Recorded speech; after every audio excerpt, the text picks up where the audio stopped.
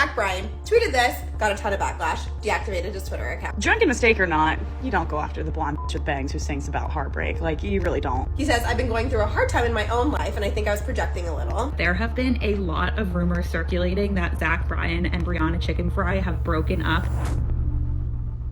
Country music fans are questioning Zach Bryan's intentions after praising Kanye West, dissing Taylor Swift and her boyfriend Travis Kelce, admitting to over drinking, and going through another breakup with his latest girlfriend, Briana Chickenfry. This is a messy situation, so let's get into it.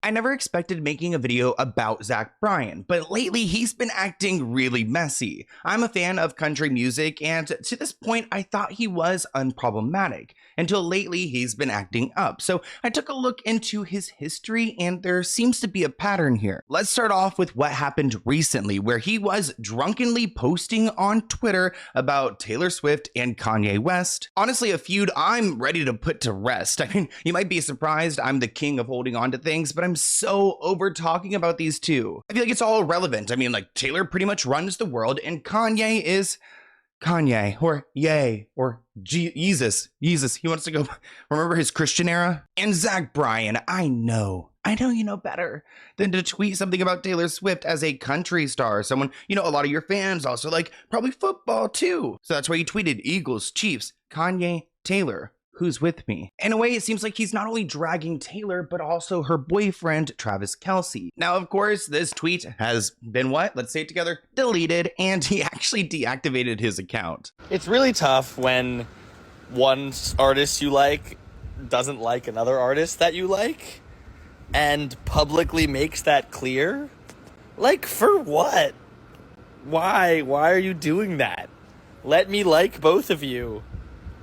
Why does it have to be this way?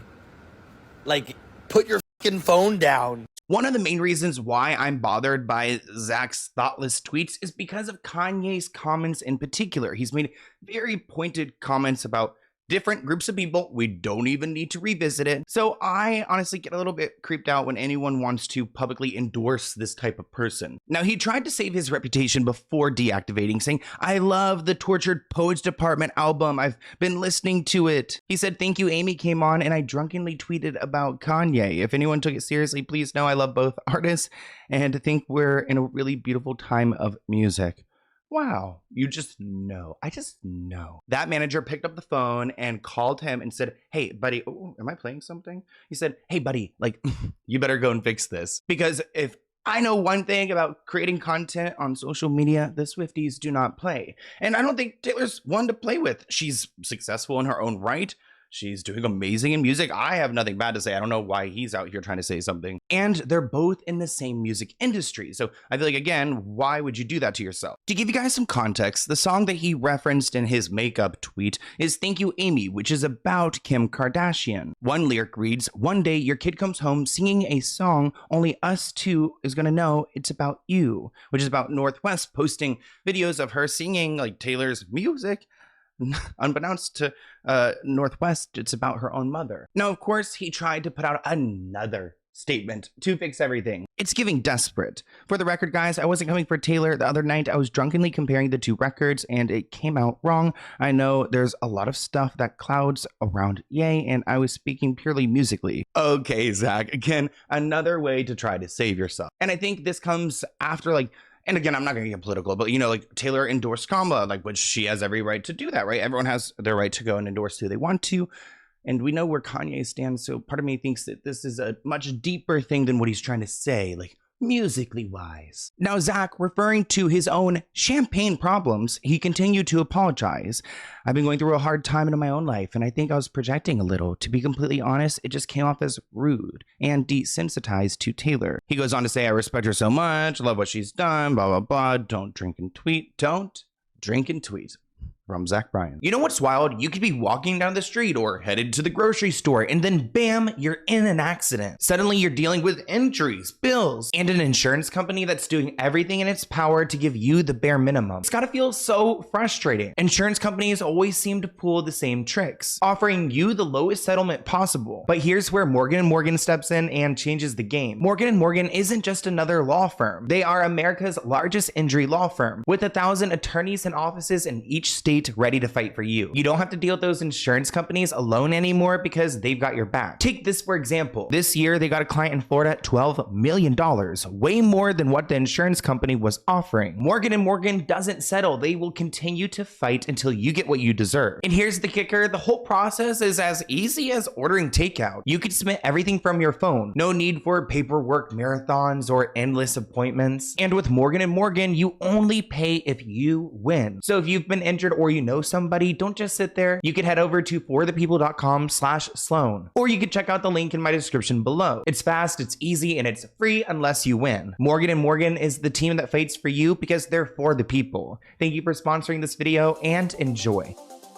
But you guys know, Zach Bryan is a fighter, so he actually tried to apologize a third time. Writing not saving face here, okay buddy. But Taylor has been a force of nature for as long as we've been growing up, and I admire that. I can't even go on to read his apology because it's giving so desperate, so phony, that I think even the Swifties can see through this. Like, okay buddy, time to go and charge your phone and go pay attention to something else. This series of events is so funny. If you haven't seen his Instagram story, we got a whole novel.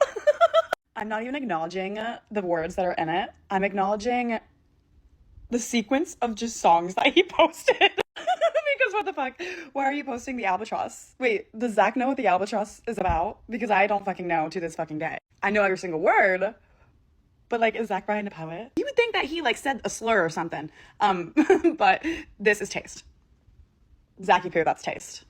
I'm like, I forgive him. Drunken mistake or not, you don't go after the blonde bitch with bangs who sings about heartbreak. Like, you really don't. It doesn't play out well for literally anyone. This entire situation is ridiculous, but maybe it goes even deeper. The two stars have been sparring on the charts with their most recent album, with Taylor's The Tortured Poets Department sitting at number 5 on the Billboard 200, while his album is at number 7. Of course, Taylor has not publicly commented on this, but you must question, is their like professional relationship over now? This person writes, Zach needs to get off of Twitter, always drunk tweeting and causing a ruckus. Another person writes, needs to stop drinking so much or we'll see a falling star. Another person adds, why does he tweet like a teenager? This is something I'd expect Justin Bieber to say in 2012. One person writes, nothing happened between Zach and Taylor. Zach and his girlfriend are fighting, so he was in his feels posting songs and making comments. Then the next day he said something along the lines that he's been really going through it. This person adds, the rumor is at Zach's pop-up show, he essentially cheated on her. She was done. She went to her parents' house instead of going back home with him. Also, his ex-girlfriend Deb launched her new relationship on TikTok, so some people think he's spiraling, which we'll talk about his past relationships in a moment. Recently, he has been linked to Briana Chickenfry, what a name, and people are questioning whether this relationship has fallen apart, and I have a feeling the rumors could be true. There have been a lot of rumors circulating that Zach Bryan and Briana Chickenfry have broken up. However, every post I've seen about this has been mysteriously taken down. The rumors kind of started after Zach posted his very controversial tweet and then ended up deactivating his entire Twitter account. Then in his apology for the tweet, he kept talking about how he was really struggling a lot this year, been going through a lot, and just trying his best. So Zach Bryan's Twitter outburst, followed by the apology mentioning that he really wasn't doing well,